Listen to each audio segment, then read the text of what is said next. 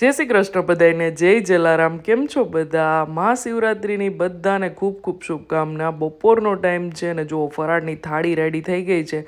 રાજગરાના થેપલા, સૂકી ભાજી, મને કંઈક આમ ક્રિસ્પી જોઈએ એટલે સિંગદાણા ઉપર એડ કર્યા હતા. અને બાકી કંઈ ફરસાણ કે સ્વીટ કે કંઈક લઈ આવ્યા નહોતા, બહારેથી નહોતા લાવ્યા ને ઘરે પણ નહોતું બનાવ્યું, કારણ કે આગલે દિવસે મહેમાન હતા ને એટલે બધું ખાધું હતું તો કોઈની કંઈ ઈચ્છા નહોતી. અને હવે સાંજનો ટાઈમ છે ને તો બપોરનું થોડું ઘણું પડ્યું હતું અને થોડીક એવી ભેળ બનાવી દીધી, જે બહારનો રેડી ચેવડો આવે ને એની.